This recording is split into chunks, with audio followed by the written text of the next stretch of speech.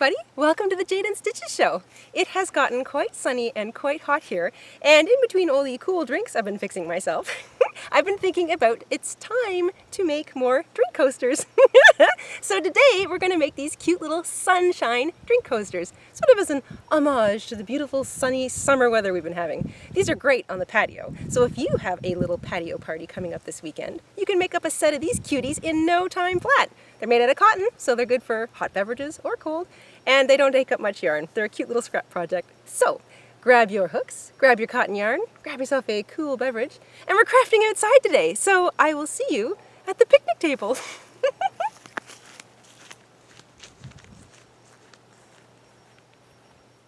I've made my sunshine coasters using worsted weight cotton yarn. Cotton is great for hot or cold beverages, and you don't need a whole lot. I'm using a 4.25 millimeter hook, or a G6. This is to create nice small stitches with the worsted weight size yarn. You need a yarn needle and a pair of scissors, and once you've got that, we can get started. We're going to start with a cinch circle. We're working in the half double crochet stitch today. So after you've chained one to secure your cinch circle, chain one more. This chain two at the beginning of the row counts as a half double crochet. We're going to half double crochet 11 times into the circle. And a half double crochet is wrap, pick up a loop so that you have 3 loops on your hook, wrap your yarn again, and pull back through everything.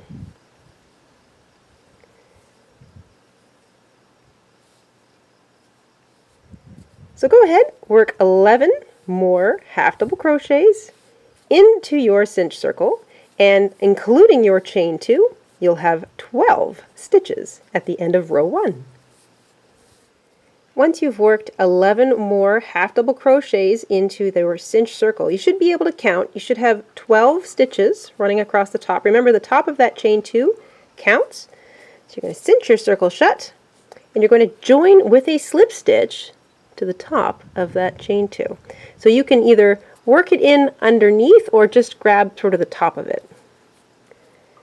And slip stitch. There we go. Now we're going to chain 2. We're going to half double crochet into that same stitch that we just chained 2 out of. And your 2 chains at the beginning of this row counts as a half double crochet.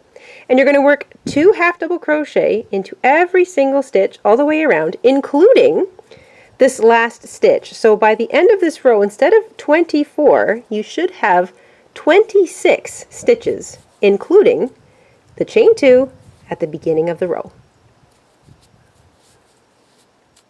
Alright, I've come all the way around row 2. I'm almost back at the beginning, and there's that little false stitch that I was talking about. So sometimes you skip this stitch. For example, we started with 12. Usually when you work 2 stitches into every stitch all the way around, you end up with double that number, but we're going to use that false stitch, so our total stitch count at the end of row 2 will actually be 26, not 24. So you want to have 26 half double crochets all the way around, including that chain 2. You're going to find the top of your chain 2, slip stitch to the top of it to join, and that is row 2 finished. Row 3, we're going to chain 2 to begin.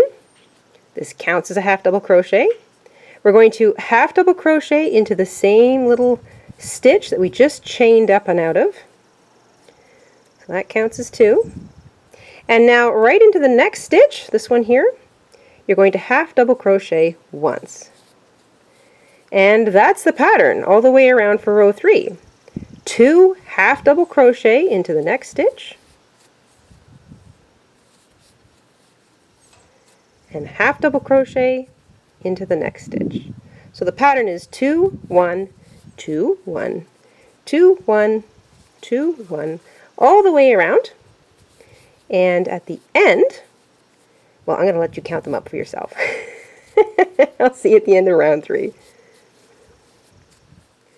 Alright, I'm almost all the way back around to the beginning again. I've come up on that false stitch, that little thing that looks like the chain 2 is sort of sitting on top of it. I'm going to use that because that's my last place to put a single half double crochet. So if you're following the math, we had 12 in the first row, 26 in the next row because we used that little false stitch, and at the end of row 3 you should have 39 stitches.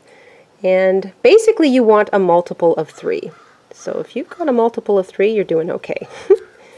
So find the top of your chain 2, join with a slip stitch, and we've completed the center of our little circle. So let's start with the sun points. We're going to chain 4. 1, 2, 3, 4. Skip the first chain from the hook, identify the next chain, and slip stitch into it. Find the next chain, single crochet into that one. That brings you back down to the last chain, and you're going to half double crochet into that one. There you go. Skip over a stitch, so it'll be this little funny one that's kind of hard to see right here. Slip stitch into the stitch after that one, and there's your first sun point. Slip stitch into the stitch immediately next to that one, and we're going to start all over again. So chain 4, skip the first chain from the hook, slip stitch into the next chain, identify the next chain and single crochet into it. There's your last chain and half double crochet into it. To attach, skip the next stitch along the top of your coaster and work the one after that. So it's sort of little sets of 3 that you're working. So slip stitch into that one. And there you go. Sun point number 2. To begin the next one, you work a slip stitch into the immediate adjacent stitch, so the one right next to the one you just slip stitched into, chain 4, and start all over again. When you are finished your round of star points, or sun points, this is row 4, you should have 13 points. So I'm going to let you guys work away at that on your own, and I'll come back round to the end of row 4. We'll count up our sun points, and we'll be all done. Once you've completed your last sun point, you should be slip stitching into the stitch pretty much right next to where you started. And that's it. You can snip your yarn. Don't need much of a tail. Pull it back through the loop on your hook to fasten off. Grab your yarn needle, and you can take both of your tails and weave them in through the backs of the stitches on your coaster. Then you can just sort of flatten out all of your little sun points. If it's really giving you a hard time, you can also steam block it so that it lies a little flatter. But cotton is usually pretty moldable under your hands, so if you just use sort of the heat of the palm of your hand, it'll probably flatten out quite nicely. So all you have to do is weave in your tails and make a whole bunch more. So you have a set of sunshine coasters.